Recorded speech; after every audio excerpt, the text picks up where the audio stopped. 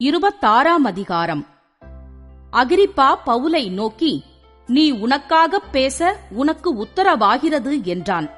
அப்பொழுது பவுல் கையை நீட்டி தனக்காக உத்தரவு சொல்லத் தொடங்கினான்.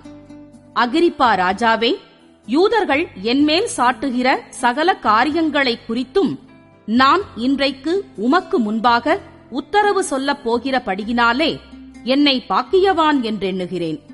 விசேஷமாய் நீர் யூதருடைய சகல முறைமைகளையும் தர்க்கங்களையும் அறிந்தவரானதால் அப்படி எண்ணுகிறேன். ஆகையால் நான் சொல்வதை பொறுமையோடே கேட்கும்படி உம்மை வேண்டிக் கொள்ளுகிறேன். நான் என் சிறுவயது முதற்கொண்டு எருசலேமிலே என் ஜனத்தாருக்குள்ளே இருந்தபடியால் ஆதிமுதல் நான் நடந்த நடக்கையை யூதரெல்லாரும் அறிந்திருக்கிறார்கள். நம்முடைய மார்க்கத்திலுள்ள சமய பேதங்களில் மிகவும் கண்டிப்பான சமயத்துக்கு இசைந்தபடி பரிசேயனாய் நடந்தேனென்று சாட்சி சொல்ல அவர்களுக்கு மனதிருந்தால் சொல்லலாம். தேவன் நம்முடைய பிதாக்களுக்கு அருளிச் செய்த வாக்குத்தத்தம் நிறைவேறுமென்கிற நம்பிக்கைக்காகவே நான் இப்பொழுது நியாயத் தீர்ப்படைகிறவனாய் நிற்கிறேன்.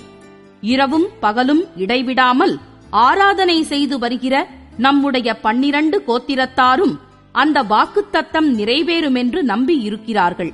அகிரிப்பா ராஜாவே, அந்த நம்பிக்கை நிமித்தமே யூதர்கள் என்மேல் குற்றஞ்சாட்டுகிறார்கள். தேவன் மரித்தோரை எழுப்புகிறது நம்பப்படாத காரியமென்று நீங்கள் எண்ணுகிறதென்ன? முன்னே நானும் நசரேயனாகிய இயேசுவின் நாமத்திற்கு விரோதமாய் அநேக காரியங்களை நடப்பிக்க வேண்டுமென்று நினைத்திருந்தேன். அப்படியே நான் எருசலேமிலும் செய்தேன். நான் பிரதான ஆசாரியர்களிடத்தில் அதிகாரம் பெற்று பரிசுத்தவான்களில் அநேகரை சிறைச்சாலைகளில் அடைத்தேன். அவர்கள் கொலை செய்யப்படுகையில் நானும் சம்மதித்திருந்தேன். சகல ஜெப ஆலயங்களிலும் நான் அவர்களை அநேகந்தரம் தண்டித்து தேவ தூஷணஞ்சொல்லக் கட்டாயப்படுத்தினேன். அவர்கள் பேரில் மூர்க்கவெறி கொண்டவனாய் அந்நிய பட்டணங்கள் வரைக்கும் அவர்களை துன்பப்படுத்தினேன். இப்படி செய்து வருகையில் நான் பிரதான ஆசாரியர்களிடத்தில் அதிகாரமும் உத்தரவும் பெற்று தமஸ்குவுக்கு போகும்போது மத்தியான வேளையில், ராஜாவே, நான் வழியிலே சூரியனுடைய பிரகாசத்திலும் அதிகமான ஒளி வானத்திலிருந்து என்னையும் என்னுடனே கூட பிரயாணம் பண்ணினவர்களையும் சுற்றி பிரகாசிக்கக் கண்டேன். நாங்களெல்லாரும் தரையிலே விழுந்தபோது, சவுலே, சவுலே, நீ ஏன் என்னை துன்பப்படுத்துகிறாய்? முள்ளில் உதைக்கிறது உனக்கு கடினமாம் என்று எபிரெயு பாஷையிலே என்னுடனே சொல்லுகிற ஒரு சத்தத்தை கேட்டேன். அப்பொழுது நான், ஆண்டவரே, நீர் யார் என்றேன். அதற்கு அவர், நீ துன்பப்படுத்துகிற இயேசு நானே. இப்பொழுது நீ எழுந்து காலூன்றி நில். நீ கண்டவைகளையும் நான் உனக்கு தரிசனமாகி காண்பிக்கப் போகிறவைகளையும் குறித்து உன்னை ஊழியக்காரனாகவும் சாட்சியாகவும் ஏற்படுத்துகிறதற்காக உனக்கு தரிசனமானேன். உன் சுய ஜனத்தாரிடத்தினின்றும் அந்நிய ஜனத்தாரிடத்தினின்றும் உன்னை விடுதலையாக்கி அவர்கள் என்னை பற்றும் விசுவாசத்தினாலே பாவ மன்னிப்பையும் பரிசுத்தமாக்கப்பட்டவர்களுக்குரிய சுதந்தரத்தையும் பெற்றுக்கொள்ளும்படியாக அவர்கள் இருளை விட்டு ஒளியினிடத்திற்கும் சாத்தானுடைய அதிகாரத்தை விட்டு தேவனிடத்திற்கும் திரும்பும்படிக்கு நீ அவர்களுடைய கண்களை திறக்கும் பொருட்டு இப்பொழுது உன்னை அவர்களிடத்திற்கு அனுப்புகிறேன் என்றார். ஆகையால் அகிரிப்பா ராஜாவே, நான் அந்த பரம தரிசனத்துக்கு கீழ்ப்படியாதவனாயிருக்கவில்லை.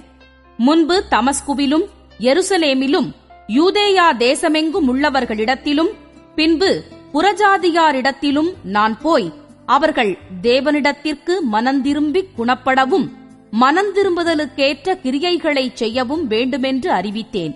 இது நிமித்தமே யூதர்கள் தேவாலயத்திலே என்னை பிடித்து கொலை செய்ய பிரயத்தனம் பண்ணினார்கள். ஆனாலும் தேவ அனுக்கிரகம் பெற்று நான் இந்நாள் வரைக்கும் சிறியோருக்கும் பெரியோருக்கும் சாட்சி கூறி வருகிறேன். தீர்க்கதரிசிகளும் மோசேயும் முன்னமே சொல்லியிருந்தபடியே கிறிஸ்து பாடுபட வேண்டியதென்றும் மரித்தோர் உயிர்த்தெழுதலில் அவர் முதல்வராகி சுய ஜனங்களுக்கும் அந்நிய ஜனங்களுக்கும் ஒளியை வெளிப்படுத்துகிறவர் என்றும் சொல்லுகிறேனேயன்றி வேறொன்றையும் நான் சொல்லுகிறதில்லை என்றான். இவ்விதமாய் அவன் தனக்காக உத்தரவு சொல்லுகையில் பெஸ்து உரத்த சத்தமாய், பவுலே, நீ பிதற்றுகிறாய். அதிக கல்வி உனக்கு பைத்தியம் உண்டாக்குகிறது என்றான். அதற்கு அவன், கனம் பொருந்திய பெஸ்துவே, நான் பைத்தியக்காரன் அல்ல, சத்தியமும் சொஸ்த புத்தியுமுள்ள வார்த்தைகளை பேசுகிறேன். இந்த சங்கதிகளை ராஜா அறிந்திருக்கிறார். ஆகையால் தைரியமாய் அவருக்கு முன்பாக பேசுகிறேன். இவைகளில் ஒன்றும் அவருக்கு மறைவானதல்லவென்று எண்ணுகிறேன். இது ஒரு மூலையிலே நடந்த காரியமல்ல. அகிரிப்பா ராஜாவே, தீர்க்கதரிசிகளை விசுவாசிக்கிறீரா? விசுவாசிக்கிறீர் என்று அறிவேன் என்றான். அப்பொழுது அகிரிப்பா பவுலை நோக்கி, நான் கிறிஸ்தவனாகிறதற்கு கொஞ்சங்குறைய நீ என்னை சம்மதிக்க பண்ணுகிறாய் என்றான். அதற்கு பவுல், நீர் மாத்திரமல்ல, இன்று என் வசனத்தை கேட்கிற யாவரும் கொஞ்சங்குறைய மாத்திரம் அல்ல, இந்த கட்டுகள் தவிர முழுவதும் என்னைப் போலாகும்படி தேவனை வேண்டிக் கொள்ளுகிறேன் என்றான். இவைகளை அவன் சொன்னபோது ராஜாவும் தேசாதிபதியும் பெர்னீக்கேயாளும் அவர்களுடனே கூட உட்கார்ந்திருந்தவர்களும் எழுந்து தனியே போய், இந்த மனுஷன் மரணத்துக்காவது கட்டுகளுக்காவது பாத்திரமானதொன்றையும் செய்யவில்லை என்று தங்களுக்குள்ளே பேசிக் கொண்டார்கள். அகிரிப்பா பெஸ்துவை நோக்கி, இந்த மனுஷன் ராயனுக்கு அபயமிடாதிருந்தானால் இவனை விடுதலை பண்ணலாகும் என்றான்.